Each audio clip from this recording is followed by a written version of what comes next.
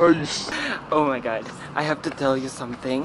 So this day is very special kasi sasali ako ngayon ng pageant. It is called Ginoong Davao. And I'm so prepared na with all the makeups and all. Nakakainis lang, napakamalas. My pimple is swelling this day talaga, no? So papunta na ako ngayon sa Gmall yung event. It's actually screening lang. So kukuha sila ng top 30 out of 100. So sasakyan ako ng cab. Okay guys, so dito na ako ngayon sa taxi and I'm on my way. Oh my god, I'm so excited and I'm so nervous and I'm shaking.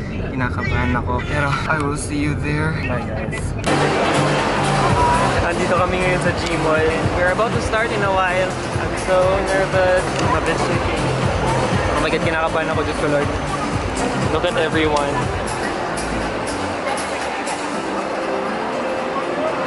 Everyone is watching like 5 stories. There's like 100 of us here. And only 30 will survive and go through to the next round. So nervous. They're starting na. And I'm number 29. Kinakabahan ako, Diyos ko. Number 10 pa lang yata yan. Hindi ko alam. My name is Jack Patella and I am 26 years old. Currently, I am the emergency room head nurse of August. On emergency preparedness on current events. Thank you for that wonderful question. Hi guys! I'm just finished speaking in front. If kaya ko, kaya nyo. Miss Teen Philippines.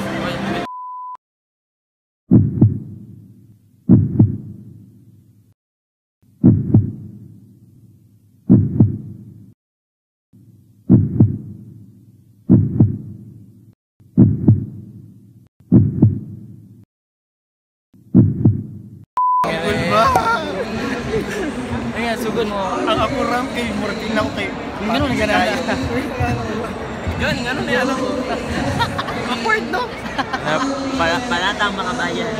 Despite of your imperfection, you can stand still and be bold. Be confident din. Dapat naman na. Sige lang. Hello. My hand is really literally shaking. So this is the screening part. So we'll know later on if Young will go through to the top 30 and to the top 50. Hi everyone! So dito kami ngayon sa Bonshan with my friends. We're just waiting for the result. Nga pala, thank you nga pala sa mga nag-donate ng aking nag-sponsor ng aking mga outfit. Paul Ramirez for this and this. Tapos kay Nijor ito. Kay Ben. Tapos kay Richard ang shoes. Thank you so much everyone. And sa mga support sa aking mga friendship na plastic. Makain kami dito. Yung Tokomi nasa labas eh. Hi Tokomi. Paprank yata sila dito. So guys, how does it feel? How does it feel? Ano feeling? God, I'm so sorry. I told you that I'm so confident because I'm only 17 years old and you know, wait, heto. Memorize. Yes, we want to vlog. Hi guys, welcome back to my channel. This is Myong and watch out. Subscribe to my channel, Myong Daejong Michael Bautista di ay. Unfortunately, wala may nakuha. But it's okay, I enjoyed that. Sabi nila para daw akong laseng. So, fighting and fighting. Magandang gabi sa inyo lahat. Ako si Zarboy Ibarra at ako'y 20 anyos na binata. Kung may liligawan ka, anong pick up?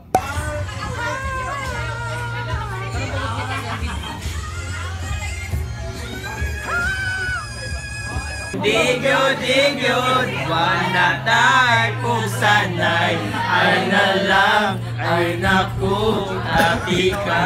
So after party, andito kami ngayon sa bahay na aking friend. With my friends as well. Hi friends! Hi! Hi guys. Sige sa.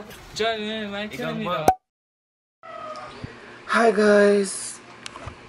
Good morning. Kagising ko lang. So, magkakwento tayo ngayon. So, what happened yesterday? Yesterday po, sumali po ako ng Ginoong Davao. Nakakapagod. Diyos ko, grabe yung preparation namin. I'm under the Marfori Studios. Isa po yung sikat na agency dito sa Davao. So, under ako sa Marfori Studios. We're like 10 na sumali for Ginoong Davao under Marfori Studios. We trained like for 2 to 3 weeks. During the training, no, sobrang dami kong na-learn, ang dami kong na-improve, especially sa ramps ko. Discover ko na hindi pala pantay yung shoulders ko. Kasi kung hindi niyo po naitatanong, mga 3 to 4 years ago, masali din po ako ng mga ramp modeling. Tapos biglang na-stop siya for 3 to 4 years kasi na-busy. So it was a major comeback for me, no. Nakasali din ako ng pageant dati. I was dati like around 17 or 16 years old ako. At hindi pa ako ganun ka seryoso sa life. So ayan, yesterday nga, ayan, there were like 10 of us. We're also prepared. Papakita ko sa inyo yung clip ng aking performance. Ayan na siya. Are you guys ready?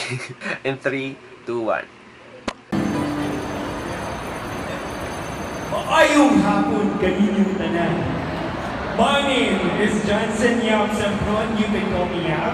I'm currently studying mass communication from Ateneo de Davao University. I am a social media influencer, a content creator, a blogger. My advocacy living here in Davao comprised of different individuals with various cultures, beliefs, and traditions. I observed that the number of out-of-school youth is increasing.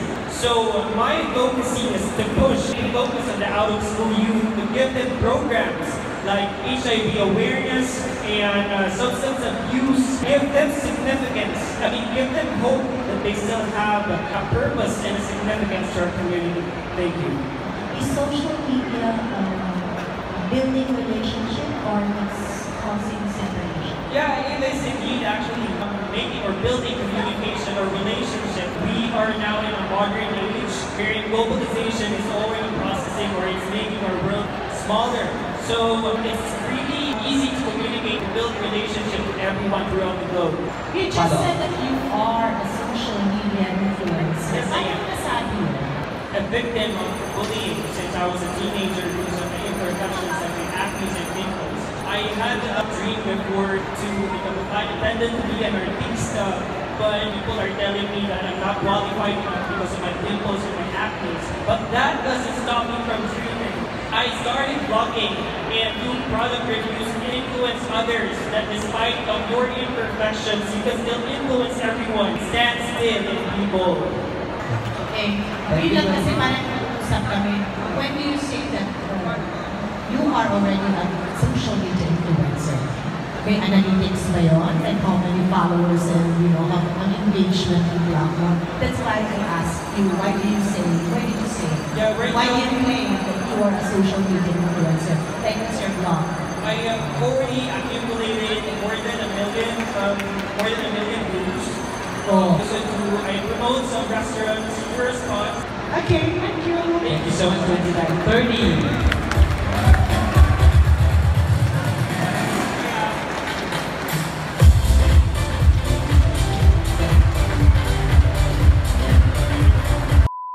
Ayun guys, so sadly, I didn't make it even sa top 30. Laki ng price kapag top 30 ka, meron ka 5,000, lahat ng top 30 may 5,000. Kapag pumasok ka sa top 15, may additional ka 15,000, di ba? Ang saya nun. Laki ng budget ng Davao. Pero if given a chance to answer those questions again, no? So yeah, answerin ko. Wait. walang script and everything. So my advocacy, living here in Davao, which is comprised of different individuals with various cultures, beliefs, and traditions, I have observed upon growing up that the number of out-of-school youth is already increasing, and I believe that most of the problems that we are encountering here in Davao City, like the rise of number of HIV cases, drug-related crimes, are coming from the people who lacks knowledge about it or doesn't have knowledge about it, and they're from the out-of-school youth. So my advocacy is to give out-of-school youth some programs like HIV awareness, substance abuse, symposiums. Also, encourage them to go back to school, to finish their studies or to continue their studies. Give them a lot of encouragement that they still have a hope in their lives and they can still have a significance to our community. Thank you.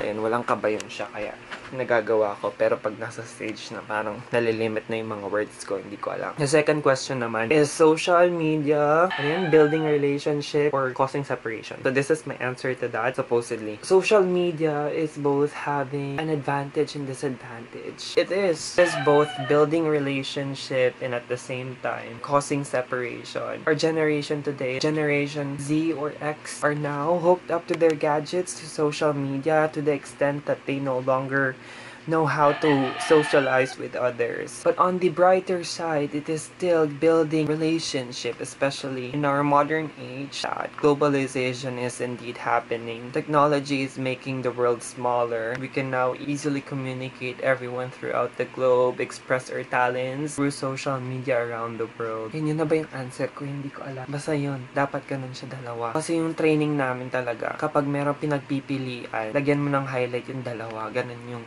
yung technique doon sa mga Q&A. Kaso, nung pag nasa pageant na, parang hindi ko talaga na-apply lahat ng mga na-training namin. It's just that it's not my time yet. BMP, it's just not my time yet.